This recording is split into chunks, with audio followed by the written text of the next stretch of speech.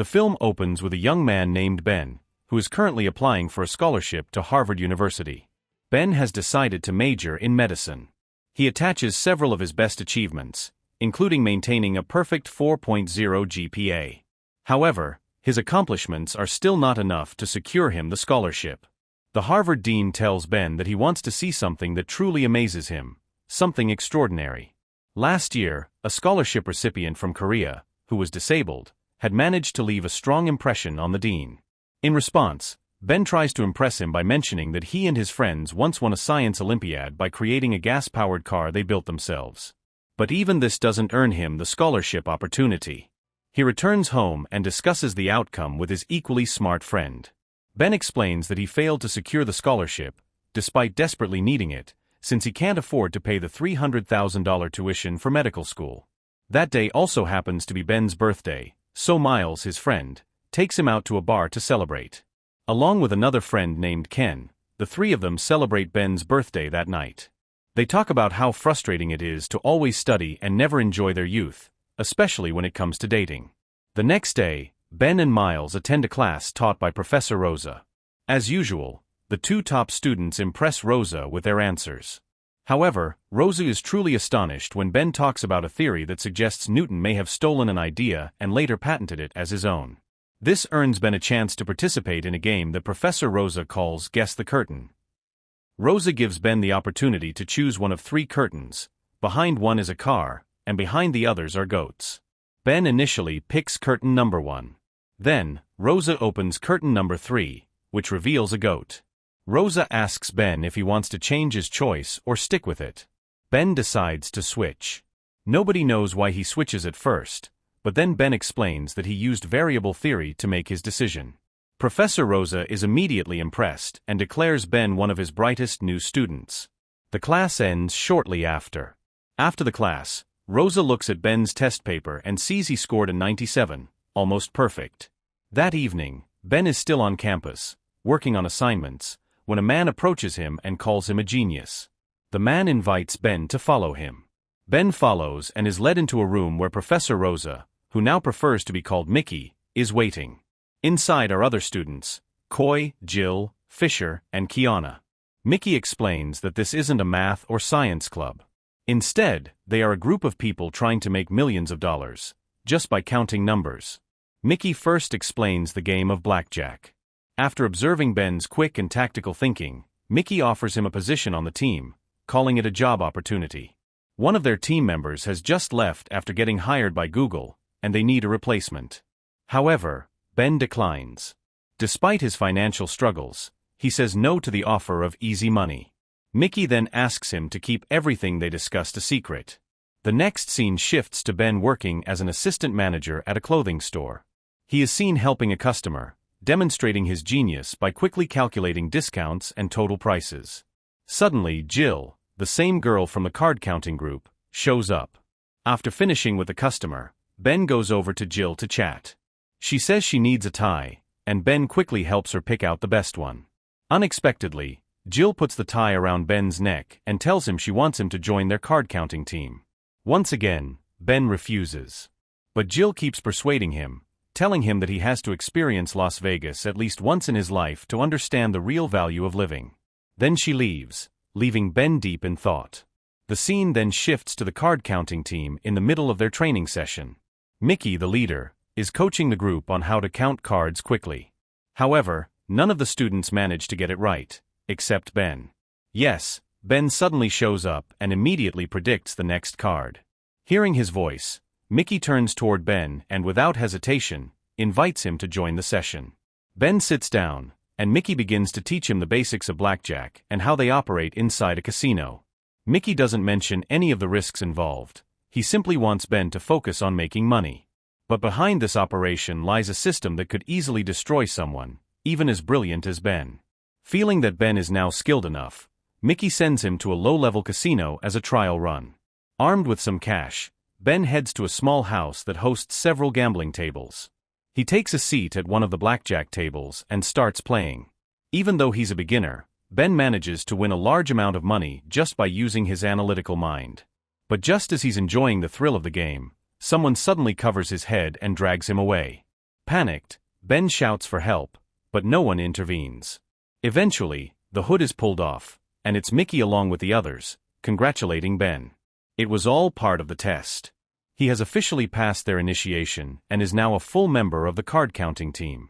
That weekend, Ben is taken to the real battlefield, Las Vegas. He travels with his teammates by plane. But before boarding, Fisher takes Ben to the restroom and instructs him to hide a stack of money inside his pants. If the money were placed in their luggage, airport security would likely confiscate it. Reluctantly, Ben hides the money in his clothing and walks toward security. As he passes through the checkpoint, Ben silently hopes he'll make it through. Suddenly, one of the guards calls out to him. Alarmed, Ben fears he's been caught. But it turns out the guard is simply reminding him that he left his bag behind. Relieved, Ben retrieves his bag and later lands in Las Vegas, the city of 1,000 casinos. Upon arrival, Mickey takes the team to a hotel where he's already prepared fake identities for everyone. Ben is assigned the alias Vladimir Stupnitsky. That night, Ben heads into action. With a nervous expression, he watches one of his teammates give him a subtle signal that the table has favorable cards. Ben sits down, pulls out a stack of cash, and begins playing. Using the patterns and techniques that Mickey taught him, Ben successfully wins a massive amount of money. That night becomes one of the most exciting moments in Ben's life. Once just a nerd who spent all his time studying, Ben is now winning big in Vegas. Slowly, he becomes addicted to the game. He plays more frequently, and plays well. On the other side, however, a sophisticated surveillance system watches over the casino. Security personnel are trained to catch anyone attempting to cheat the house. With such an advanced system and sharp-eyed watchers, the danger grows for Mickey, who always stays behind the scenes. The weekend ends with the team earning a huge profit. They return to their respective homes, including Ben, who now wears a joyful expression when he sees his mother.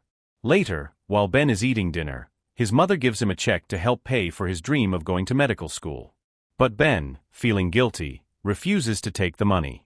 Instead, he lies and tells her that he has already received the scholarship, so he doesn't need to pay anything at all. His mother, overjoyed by the news, hugs him and congratulates him. Ben can only smile, silently wondering how long he can keep up the lie. Later that night, Ben meets up with Miles and Cam to go to a bar. While they're chatting, Ben suddenly notices Jill surrounded by a group of men. Feeling challenged, he decides to approach her, pretending to offer her a beer. After a while of talking, Ben manages to walk Jill home, and they have a deep conversation. However, this encounter doesn't immediately win Jill over. They part ways when Jill reaches her stop. Soon, the weekend returns, meaning Ben and the card-counting team must head back to Las Vegas for work. With better equipment and more confidence, Ben and his teammates earn even more money than the previous week. Ben starts spending on shopping, partying at bars, and gradually succeeds in winning Jill's heart. However, his new lifestyle begins to take a toll on his friendships with Miles and Cam. Because of the secrecy required in his new career, Ben has less time for them. Week after week, Ben is fully immersed in blackjack.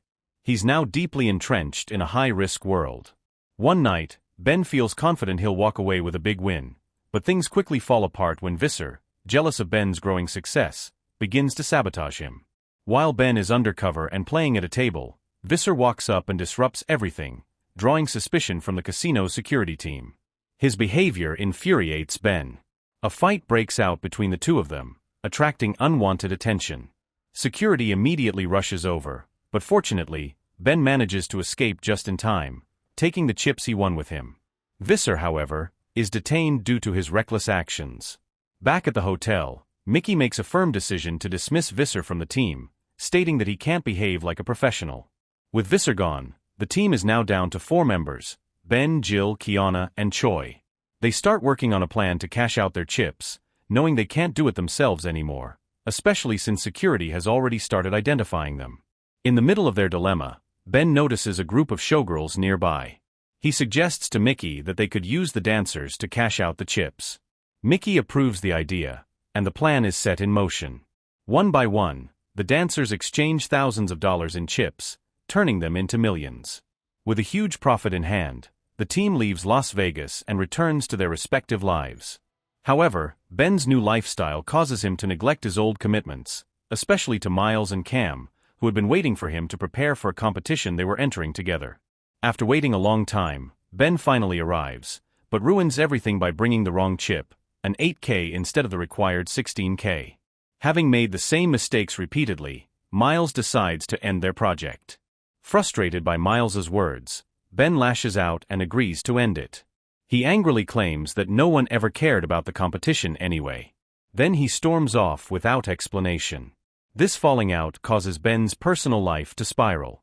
During his next assignment with the card-counting team, he performs poorly and keeps losing. Even though Jill tries to remind him of what's important, Ben refuses to listen and keeps throwing money away, leading to conflict within the team. When Mickey learns that they failed to earn anything and instead lost thousands of dollars, he's furious. He places the blame squarely on Ben. Mickey demands that Ben return all the money he invested in the team. But Ben defends himself, arguing that his losses are nothing compared to the millions he helped Mickey earn. Business is business, he says. But Mickey refuses to hear it. He orders Ben to pay him back immediately and tells the entire team to pack up and return to Boston. Instead of obeying Mickey's orders, Ben decides to stage a coup. He convinces the rest of the team to work with him independently, playing blackjack without Mickey's supervision. This way, they could keep all the profits to themselves instead of handing over 50% to Mickey, who wasn't doing any of the actual work. At first, Jill rejects the idea. But after Ben persuades her and the others, they finally agree to play that very night. Ben's plan turns out to be brilliant. Despite Mickey's absence, they manage to win a large sum of money. But Mickey, the very man who introduced them to this world, doesn't take it lightly. Upon learning that Ben is trying to replace him, he contacts a casino security officer named Cole Williams and informs him that someone is cheating. Receiving the tip, Cole checks the system and successfully tracks Ben down, mistaking him for Mickey, who is believed to be running the operation. Cole and his team approach Ben, who's unaware of what's coming. His teammates have already slipped away before the security arrives. Ben is interrogated alone. He's questioned about how he pulled it off, how much money he made, and where Professor Rosa, aka Mickey, is hiding. Ben refuses to say a word, even after Cole violently beats him with his signature ring. As a result of the beating, Ben returns to Boston with a battered and bruised face. Back in Boston, Ben's life begins to fall apart. He receives a notice from his university that he has failed Professor Rosa's class and will have to repeat it next year. On top of that, all the money he saved for medical school is gone, stolen by Mickey. Devastated, Ben feels like he's hit rock bottom. He realizes that if he ever wants his life back, he needs to take it from Mickey. Ben begins to devise a plan. First, he attends one of Professor Rosa's classes and indirectly calls him out for using his students as money-making machines. Then, he visits Jill's home and tells her everything, including his request for her help in confronting Mickey. Next, he meets with Miles and Cam, who, surprisingly, have won the Science Olympiad using a project the three of them had originally built together. Ben apologizes to Miles and explains what happened. After mending things with his old friends, he informs Jill about the final phase of the plan. The plan culminates in a confrontation between Ben and Mickey. Ben approaches Mickey at a university alumni event. With a subtle hand gesture, Ben signals that he wants to talk. Mickey notices and approaches him. Ben apologizes for going behind his back and admits he was wrong. Mickey accepts the apology and even offers Ben his spot back as his top student, promising to restore things to how they were. They agree to launch one last job, one that could bring in more money than ever before. That night, the team disguises themselves. Ben dons a fake mustache, a wig, and glasses. He sits at a table after Kiana signals that the cards are in their favor. Her tip proves right. Ben wins a fortune. Mickey, also in disguise, joins in, and together they bankrupt an entire casino in a single night. But success never comes without consequences. As they continue playing, Cole and his team begin closing in on them. Ben and Mickey rush to cash in their chips and make their escape. Ben and Jill change clothes to avoid being recognized, while Mickey successfully escapes in a getaway car. Once Mickey is gone, the next scene shows Ben being interrogated again, but this time, things are different. Cole doesn't torture him. Instead, he offers Ben a deal, help him catch Mickey, and he'll let Ben go. Cole reveals that it's his last day on the job, and if Ben can help take down Mickey, he'll walk free, even after causing millions in losses to the casinos. Ben agrees. After escaping with Jill, the final scene shows Mickey's panicked face as he sees Cole approach. Mickey is arrested and finally brought to justice through legal channels, orchestrated by Cole. The conflict between Ben and Cole comes to an end. Cole retires, and Ben continues playing blackjack, but this time, he recruits Cam and Miles to join his new team.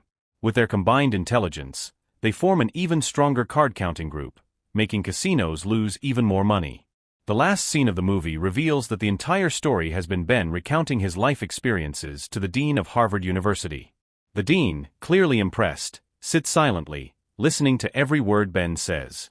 If you enjoyed this recap, be sure to subscribe, turn on notifications, and leave a like to support the channel. Thanks for watching.